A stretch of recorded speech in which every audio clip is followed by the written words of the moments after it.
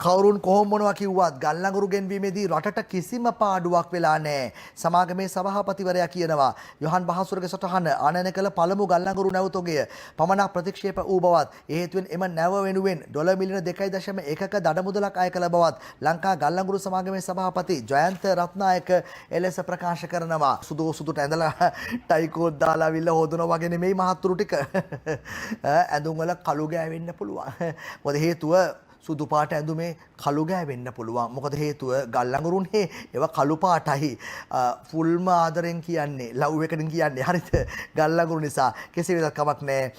දැන් හොඳ නැද්ද ලිස්ට් එකක් එළියට එන්න? හොඳ කාලේ වගේ තනියෙන් මල්ලිලට හොද ගන්න අමාරුයි මේක. ලිස්ට් එකක් දැම්මොත් මොකද නැද්ද? වන්දි ලිස්ට් එකක්, අරමුදල් ලිස්ට් එකක්, මිද්දෙනියේ ෆැක්ටරි එකක්, ඊට පස්සේ සීදුව පැත්තේ නාමල් සර් කියලා ආපු SMS එකක්, මෝටර් ෂෝ එකක් ලිස්ට් එකක් දාන්න නම් හොඳ කාලේ වගේ ඇවිල්ලා තියෙන්නේ.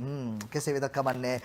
කෝලු කුට්ටු ගෙඩියේ නැට්ට ෆික්ස් කරපු සෙට් එකට අන්තිමේ ගල්ලඟුරු නැව ඕඩර් කරගන්න බැරි වුණා. කොල්ලෝ කියයි අපි දන්නේ ප්‍රශ්නගත ගල්ලඟුරු සිද්ධිය. ගල්ලඟුරු ප්‍රශ්නයෙන් පාඩුවක් වෙලා නැහැ. දඩමුදලින් සියල්ල ආවරණය කරගත්තා. සමාගමේ සාමාන්‍ය අධිකාරී නාමල් හේවගේ මාධ්‍ය හමුවේ ප්‍රකාශ කරනවා. ආශිකා ජයවීර සහ සාලිය කුමාර ගුණසේකරගේ වාර්තාවකයි එලෙස සටහන් කර තියෙන්නේ. ගල්ලඟුරු සම්බන්ධයෙන් විවිධ මතවාද විවිධ අදහස් සමාජගත වී තිබුණත් ගල්ලඟුරු ගෙනෙවිද කිසිදු පාඩුවක් රටට වෙලා නැහැ කියලා තමයි ඒ වාර්තාවේ සටහන් කර තියෙන්නේ. ආන්න කිසිම පාඩුවක් රටට වෙලා නැහැ. ඔකනේ අපි කිව්වේ කිසිම පාඩුවක් රටට වෙලා නැහැ.